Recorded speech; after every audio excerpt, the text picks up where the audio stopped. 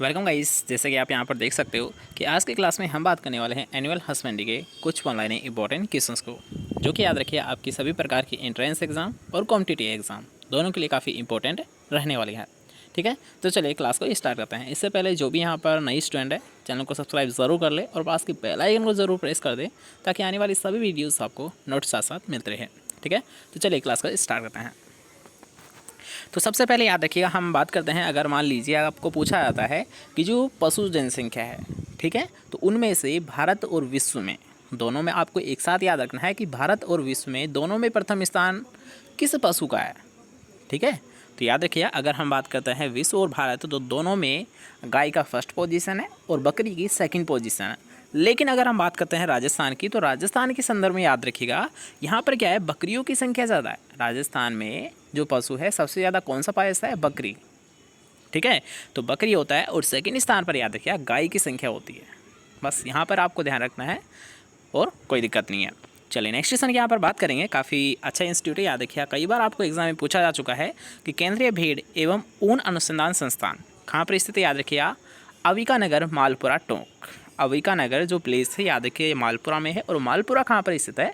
टोंक में स्थित है। और इसकी स्थापना कब की गई थी? याद रखिए 1962 में की गई थी। ठीक है, याद रख पाओगे। चलिए नेक्स्ट क्वेश्चन की यहाँ पर बात करेंगे, जिसमें आपको पूछा गया है कि राष्ट्रीय ऊँट अनुसंधान संस्थान कहाँ पर स्थित है? ये स्थित है, याद रखिए, बीकानेर में। अगर हम बात करते हैं गोवंश नस्ल सुधार प्रजनन केंद्र, तो याद रखिए ये स्थित है बस्सी, जयपुर में। नेक्स्ट क्वेश्चन की यहाँ पर बात करते हैं कि भैंस नस्ल सुधार प्रजनन केंद्र, यहाँ पर याद रखिए प्रजनन केंद्र आपको पूछा गया है। तो अगर आपको पूछा जाता है प्रजनन केंद्र, तो प्रजनन केंद्र अगर आप बताओगे तो आपको क्या बताना है? वल्लभनगर, उदयपुर। लेकिन अगर आपको पूछा जाता है, याद रखिए, भैंस का अनुसंधान संस्थान, तब आप क्या बताओगे? याद रखिए हिसार, हरियाणा। दोनों को आप एक साथ नोट डाउन कर ले कि अगर आपको पूछा जाता है कि भैंस नस्ल का जो सुधार प्रजनन केंद्र है ये कहाँ पर स्थित है, तो ये तो स्थित याद रखिए वल्लभनगर, उदयपुर में। लेकिन अगर आपको पूछा जाता है, याद रखिएगा, बफेलो का जो रिसर्च इंस्टीट्यूट मतलब अनुसंधान संस्थान, तो वह कहाँ पर स्थित है? याद रखिएगा हिसार, हरियाणा में स्थित है। ठीक है, चलिए नेक्स्ट क्वेश्चन के यहाँ पर बात करेंगे कि राज्य पशुधन प्रबंधन एवं प्रशिक्षण संस्थान कहाँ पर स्थित है? तो ये तो आप सभी को पता होगा, जयपुर में स्थित है। मेवाती गाय, मेवात क्षेत्र से ही इसका नाम जाना गया है। मतलब मेवात क्षेत्र हम किसको बोलते हैं? अलवर और भरतपुर को बोलते हैं। तो आसानी से आप याद रख लोगे कि मेवाती गाय का जो पशु प्रजनन केंद्र है वो कहाँ पर स्थित है? अलवर में स्थित है। ठीक है, मेवात क्षेत्र से आप आसानी से समझ सकते हो, इसमें आपको कोई दिक्कत नहीं आनी चाहिए। नेक्स्ट क्वेश्चन के यहाँ पर बात करेंगे। याद रखें, यहाँ पर जितने भी जो इंस्टीट्यूट है, मतलब जो भी प्रजनन केंद्र है, ये सारे ही आपको एग्जाम में पूछे जाते हैं। तो सभी को याद रखिएगा, आपको एक भी इंस्टीट्यूट नहीं छोड़ना है। ठीक है, जो भी प्रजनन केंद्र यहाँ पर बताए जा रहे हैं, सभी क्वेश्चंस आपको एग्जाम में पूछे जा चुके हैं। चलिए नेक्स्ट इंस्टीट्यूट की बात करेंगे कि जर्सी गाय का पशु प्रजनन केंद्र कहाँ पर स्थित है? जयपुर में स्थित है। इनमें समझाने की कोई बात नहीं है, तो आप एक बार देख लीजिए। बस हम डायरेक्ट यहाँ पर बात करते हैं कि राष्ट्रीय डेयरी विकास बोर्ड कहाँ पर स्थित है? NDDB, जिसे हम बोलते हैं नेशनल डेयरी डेवलपमेंट बोर्ड। ठीक है, तो नेशनल डेयरी डेवलपमेंट बोर्ड कहाँ पर स्थित है? आनंद, गुजरात में स्थित है। और इसकी स्थापना कहाँ पर की गई थी? याद रखिएगा 1965 में की गई थी, 1965 में की गई थी। अब यहाँ पर बात करते हैं NDRI की। काफ़ी एग्जाम में ही पूछा गया है, बार बार ये क्वेश्चन पूछा जाता है कि NDRI कहाँ पर स्थित है, मतलब राष्ट्रीय डेयरी अनुसंधान संस्थान कहाँ पर स्थित है? नेशनल डेयरी रिसर्च इंस्टीट्यूट कहाँ पर स्थित है? तो ये स्थिति याद रखिए करनाल, हरियाणा में। और करनाल, हरियाणा में इसकी जो स्थापना की गई थी, याद रखिए, वो की गई थी 1955 में। लेकिन अब यहाँ पर आपका जो क्वेश्चन बनता है वो ये बनता है कि इसकी शुरुआत में, मतलब जैसे कि मान लीजिए IARI है, ठीक है, उसकी सबसे पहले स्थापना कहाँ की गई थी? बिहार में की गई थी, गंडक नदी के किनारे, 1905 में की गई थी। नई दिल्ली में तो उससे बाद में शिफ्ट किया गया था। उसी टाइप में यहाँ पर भी क्वेश्चन बनता है। याद रखिएगा कि जो NDRI सर्वप्रथम इसकी जो स्थापना है, याद रखिए, ये की गई थी 1823 में। कब की गई थी? याद रखिए 1823 में। और इसकी स्थापना कहाँ पर की गई थी? बेंगलोर में की गई थी। कहाँ पर की गई थी? बेंगलोर में की गई थी। याद रखिएगा, इसके बाद में ही इसे ट्रांसफ़र किया गया था। कब? 1955 में। कहाँ पर किया गया था? करनाल, हरियाणा में किया गया था। ठीक है, अब याद रखिएगा, अगर आपको पूछा था है करनाल, हरियाणा में इसकी स्थापना कब की गई थी, तब तो आप बताओगे 1955, 1955। लेकिन इसकी स्थापना कब की गई थी, अगर आपको केवल ये पूछा जाता है, आपको स्थान नहीं देता है करनाल। ठीक है, तब आप क्या बताओगे? 1823 में इसकी स्थापना की गई थी। कहाँ पर की गई थी? बेंगलोर में की गई थी। लेकिन बेंगलोर से कब इसे शिफ्ट किया गया था करनाल में? 1955 में इसे शिफ्ट किया गया था। अब याद रख पाओगे? चलिए नेक्स्ट क्वेश्चन के यहाँ पर बात करते हैं कि आनंद मिल्क यूनियन लिमिटेड का जो संस्थापक है वो कौन थे? तो आसानी से आप बता दोगे। याद रखिएगा, मिल्क से ही आपको पता चलना आना चाहिए। जो श्वेत क्रांति है उसका जनक किसे माना गया है? वर्गीज कुरियन को ही माना गया है। ठीक है, नेक्स्ट क्वेश्चन के यहाँ पर बात करेंगे। जैसे कि यहाँ पर आपको नेक्स्ट पॉइंट भी देखने को मिल चुका है कि श्वेत क्रांति का जनक किसे कहा जाता है? तो डॉक्टर वर्गीज कुरियन को ही श्वेत क्रांति का जनक बोला जाता है। नेक्स्ट क्वेश्चन के यहाँ पर बात करेंगे जिसमें आपको पूछा गया है कि डॉक्टर वर्गीज कुरियन को 1989 में विश्व खाद्य पुरस्कार मिला था। बस एक पॉइंट है, आपको ध्यान रखना है इसका। अब यहाँ पर याद रखिए, फिर से यहाँ पर कुछ इंस्टीट्यूट है जो कि आपको याद रखने होंगे कि IVRI Indian veterinary research institute कहाँ पर स्थित है? याद रखिए इज्जत नगर बरेली उत्तर प्रदेश में स्थित है। CGRI कहाँ पर स्थित? याद रखिए सेंट्रल गोट रिसर्च इंस्टीट्यूट, वो स्थित याद रखिए मखदूम मथुरा उत्तर प्रदेश में। अगर आपको पूछता है CSWCRI मतलब central ship and wool research institute, तो ये स्थित है अविगा नगर मालपुरा टोंक में स्थित है।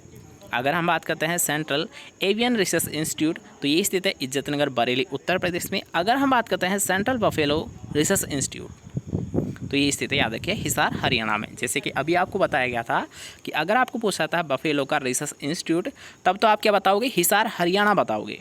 लेकिन अगर आपको पूछा था, याद रखिए कि जो बफेला का जो प्रजनन केंद्र है वो कहाँ पर स्थित है? तो वो स्थित याद रखिए वल्लभ नगर उदयपुर में स्थित है। नेक्स्ट क्वेश्चन के यहाँ पर बात करेंगे जिसमें आपको पूछा गया है कि सेंट्रल कैमल रिसर्च इंस्टीट्यूट, जो कि याद रखिए जोहड़बीड़ बीकानेर में स्थित है, इसकी स्थापना कब की गई थी? इसकी स्थापना याद रखिए 1984 में की गई थी। कब की गई थी इसकी स्थापना? 1984 में की गई थी। नेक्स्ट क्वेश्चन के यहाँ पर बात करेंगे, काफ़ी अच्छे क्वेश्चन यहाँ पर याद रखिए, 1-लाइनर क्वेश्चन है सभी, तो थोड़ा सा यहाँ पर फास्टली इनको हम क्लियर कर लेते हैं कि हमारे देश में लगभग 65 से 70% जो जनसंख्या है, जो पॉपुलेशन है, याद रखिएगा ओवरऑल, उसमें से 70% के समथिंग क्या है? कृषि पर आधारित है।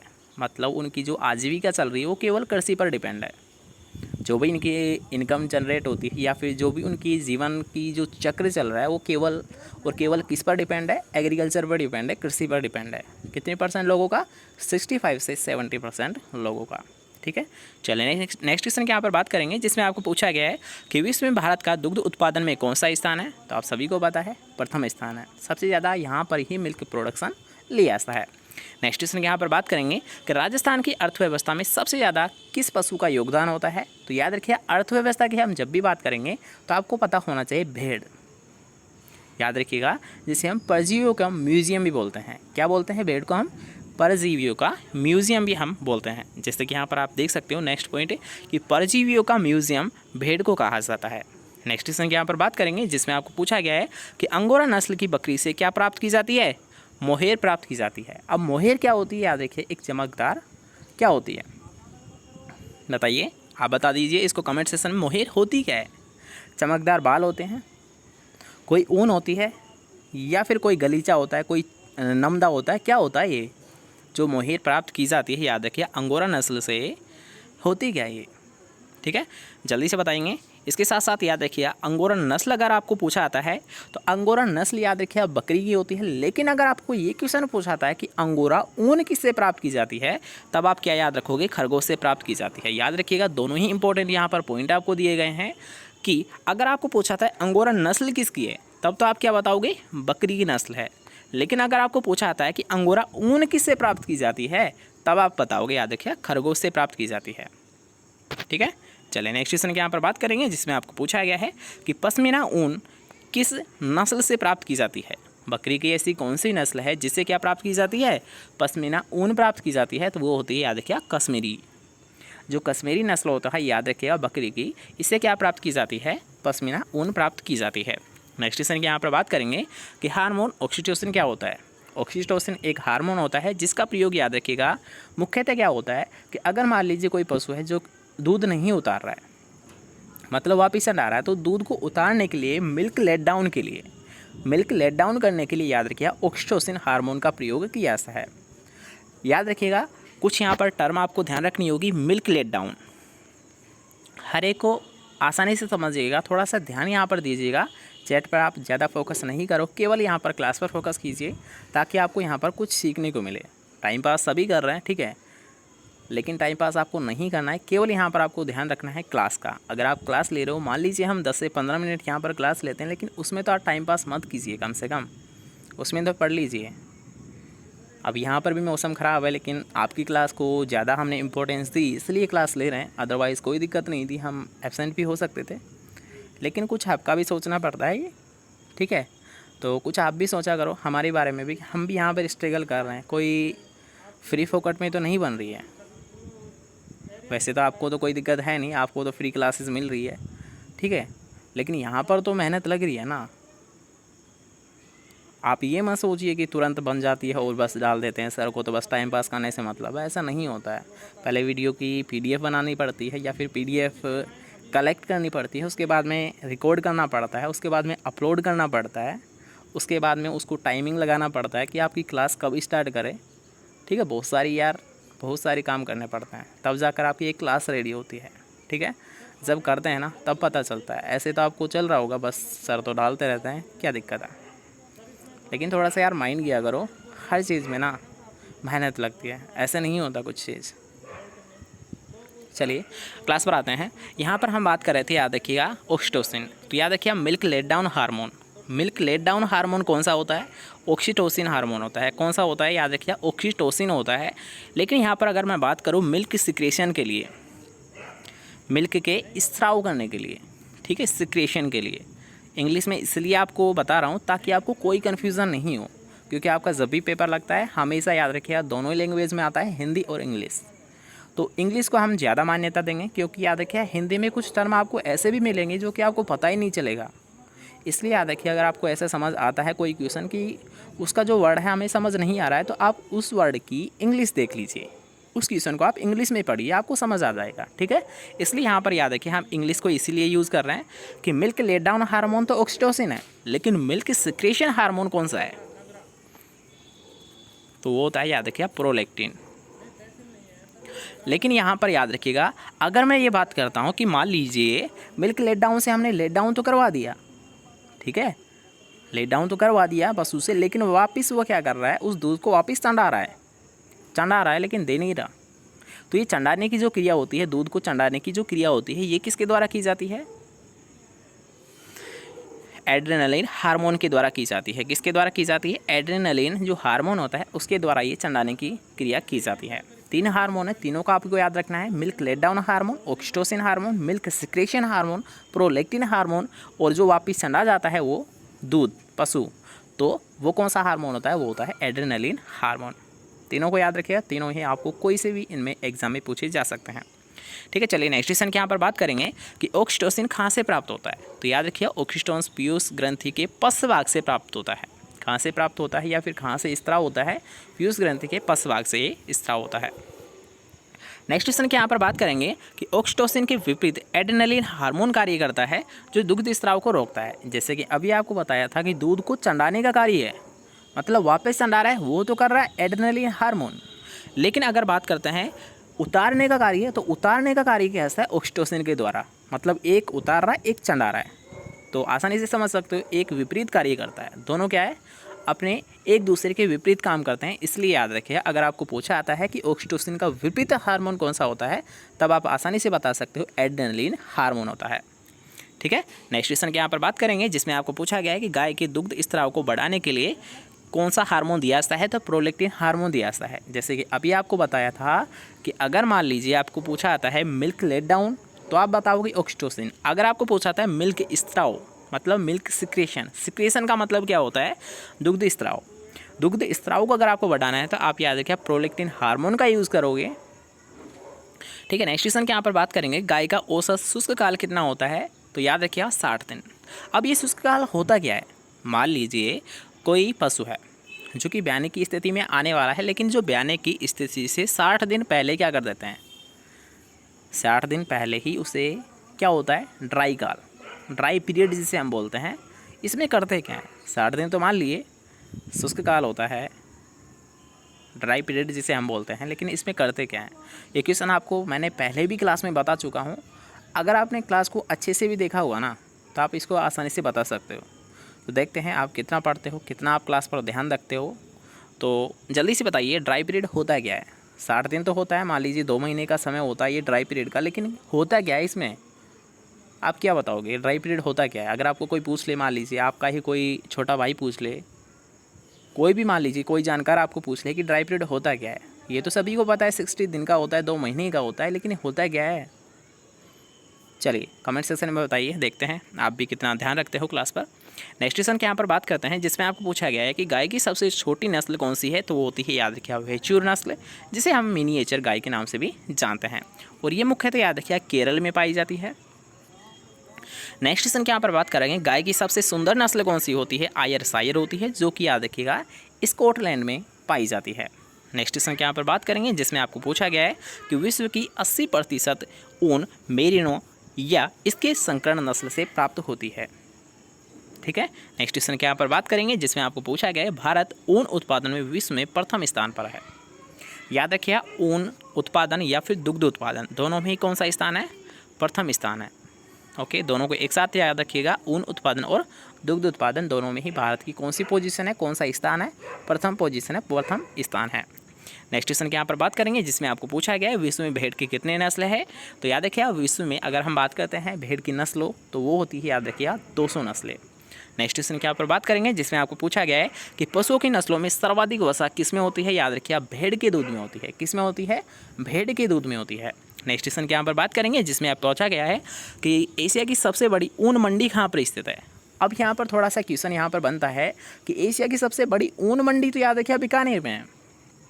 कहाँ पर है? बीकानेर में स्थित है। लेकिन अगर आपको पूछाता है ऊन विकास बोर्ड, ठीक है, ऊन विकास बोर्ड अगर आपको पूछता है, आपको बस यहाँ पर याद रखना है कि अगर आपको बोर्ड पूछता है तो ऊन का जो बोर्ड है ये है जोधपुर में। याद रखिएगा कि ऊन का अगर बोर्ड अगर आपको पूछता है तो आप क्या बताओगे? जोधपुर। लेकिन अगर आपको पूछता है मंडी, एशिया की सबसे बड़ी ऊन मंडी, तो वो कहाँ पर स्थित है? तो वो स्थित है, याद रखिएगा, बीकानेर में स्थित है। दोनों पॉइंटों को याद रखिए, एक साथ ही याद रखा करो। क्यों? क्योंकि याद रखिए जब अगर आपको कोई वैसा भी इनमें से क्वेश्चन मिलता है तो आप एक तो कन्फ्यूज़न नहीं होगे, आसानी से इसका राइट आंसर बता सकते हो। ठीक है, और जो कन्फ्यूज़न वाले क्वेश्चन है वही ज़्यादातर आपको एग्ज़ाम में पूछे जाते हैं। एग्जामिनर यही चाहता है कि आप उस गलत क्वेश्चन करें।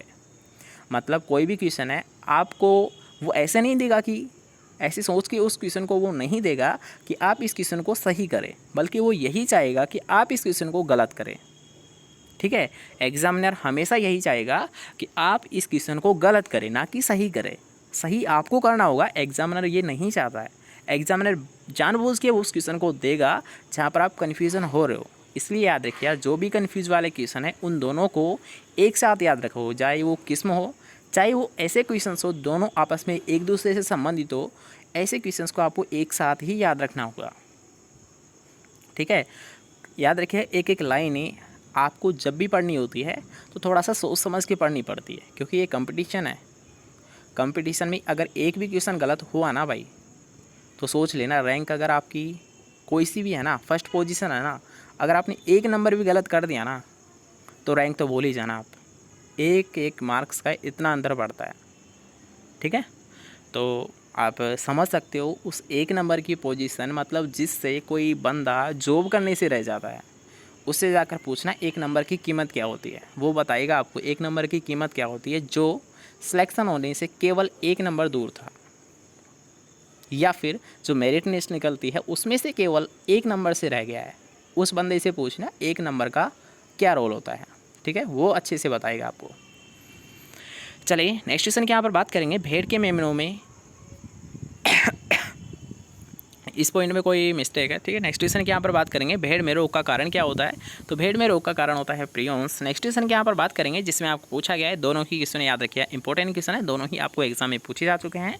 तो थोड़ा सा फास्टली यहाँ पर क्लियर करेंगे कि मुर्गी के अंडे से चूजे में फैलने वाली बीमारी कौन सी है? याद रखिए अंडे से ही ये चूजे में बीमारी आ रही है, तो ऐसी कौन सी बीमारी है? वो होती है ल्यूकोसिस। कौन सी होती है? ल्यूकोसिस होती है। नेक्स्ट क्वेश्चन के यहाँ पर बात करेंगे कि मुर्गी में अधिक आर्द्रता होने से, अब अधिक आर्द्रता होती कहाँ पर? याद रखिए मुर्गी जहाँ पर रहती है, जिसे हम मान लीजिए डीप लीटर सिस्टम वगैरह बोलते हैं, जहाँ पर ये पालते हैं हम। ठीक है, आपने देखा होगा, याद रखिए लीटर सिस्टम्स होते हैं, डीप लीटर सिस्टम का एग्जांपल्स भी होते हैं। ठीक है। इनको पालने के कुछ सिस्टम होते हैं। तो इनमें क्या होता है, अगर मान लीजिए अधिक आर्द्रता होती है तो आर्द्रता होने के कारण इनमें एक रोग हो जाता है, और वो कौन सा होता है, याद रखिए, कोक्सीडियोसिस रोग। अधिक आर्द्रता होने के कारण मुर्गियों में कौन सा रोग हो जाता है, कोक्सीडियोसिस। नेक्स्ट क्वेश्चन के यहाँ पर बात करेंगे कि अंडे का औसत वजन कितना होता है, तो 58 ग्राम होता है। अंडे सर्वाधिक किस मुर्गी नस्ल के द्वारा दी जाते हैं, तो वो दिए जाते हैं वाइट लेग हॉर्न के द्वारा। और कितने अंडे दिए जाते हैं, 240 अंडे पर ईयर। नेक्स्ट क्वेश्चन के यहाँ पर बात करेंगे अंडे में प्रोटीन कितनी होती है, तो 11.8% प्रोटीन पाई जाती है अंडे में। अगर हम बात करते हैं मुर्गियों की बिछावन क्या कहलाती है, तो याद रखिए मुर्गियों की जो बिछावन है, बिछावन के यहाँ पर मतलब है जहाँ पर वो रहती है, ठीक है। जो फ्लोर होता है, जो फर्श होता है, उसको किस नाम से जाना जाता है, तो उसे जाना जाता है लिटर के नाम से, ठीक है। नेक्स्ट क्वेश्चन के यहाँ पर बात करेंगे जिसमें आपको पूछा गया कि एक अंडे से कितनी एनर्जी हमें प्राप्त होती है। तो अगर हम बात करते हैं एनर्जी, तो याद रखिए एक अगर आप अंडा खा रहे हो तो आपको 80 कैलोरी एनर्जी प्राप्त होती है। कितनी, 80 कैलोरी आपको ऊर्जा प्राप्त होती है। नेक्स्ट क्वेश्चन की यहाँ पर बात करेंगे जिसमें आपको पूछा गया है कि अंडे के कवच का 94% भाग होता है, किसका होता है। याद रखिएगा यहाँ पर थोड़ा सा मिसप्रिंट है, तो याद रखिएगा जो 94% तो होता है, लेकिन किसका, तो याद रखिएगा वो होता है कैल्शियम कार्बोनेट का। इसे सही कर लीजिएगा कि कैल्शियम कार्बोनेट का 94% हिस्सा होता है। क्या, अंडे का जो कवच होता है जो कि सख्त होता है, थोड़ा सा हार्ड होता है, ये हार्ड भी किसके कारण होता है, कैल्शियम कार्बोनेट के कारण ही होता है, जिसकी जो आवरण होता है उसमें कितनी परसेंट प्रेजेंसी होती है, 94%, ठीक है। और उसी के कारण अंडे का कवच सख्त होता है। अगर आपको पूछता है सख्त किसके कारण होता है, तब भी आप बताओगे कैल्शियम कार्बोनेट के कारण। अगर आपको पूछता है 94% होता क्या है, तब भी आप बताओगे, याद रखिए, कैल्शियम कार्बोनेट। ओके, तो चलिए, आई थिंक आपको क्लास पसंद आई होगी। कुछ क्वेश्चंस यहाँ पर आपको याद भी होंगे क्लास के साथ ही। तो आशा करते हैं आपकी ये क्लासेस रेगुलर हो। सुबह क्लास आपकी नहीं हो पाई थी, ठीक है, तो उसके लिए सॉरी, लेकिन यहाँ से उम्मीद यही की जाएगी आपकी डेली क्लासेस हो, डेली आपका दोनों टाइम सेम रहे। लेकिन कुछ रीजंस हो जाते हैं जिसके कारण क्लास या तो हो नहीं पाती है या फिर लेट हो जाती है, तो आप भी थोड़ा सा कॉम्प्रोमाइज़ किया करो। हम भी यहाँ पर कॉम्प्रोमाइज़ कर रहे हैं, आप भी थोड़ा सा कर लिया करो, ठीक है। समझा करो सिचुएशंस को, कुछ हमारी भी प्रॉब्लम होती है, कुछ आपकी भी होती है। तो अगर आपको कोई दिक्कत है, आप लाइव नहीं ले पाते हो, तो कोई दिक्कत नहीं है। जब आपको टाइम लग रहा है, जब आपको टाइम मिल रहा है, फ्री हो, तो उस टाइम में आप क्लास देख लिया करो, ठीक है। ऐसा तो कोई नेसेसरी नहीं है, ऐसा तो कोई आवश्यक नहीं है कि आप लाइव में ही प्रेजेंट हो, लेकिन कोशिश किया करो कि लाइव चैट ही हम कर पाए, लाइव क्लास ही हम ले पाए, ठीक है। तो चलिए मिलते हैं नेक्स्ट क्लास के साथ, जब तक के लिए अच्छे से पढ़िए, अच्छे से रहिए।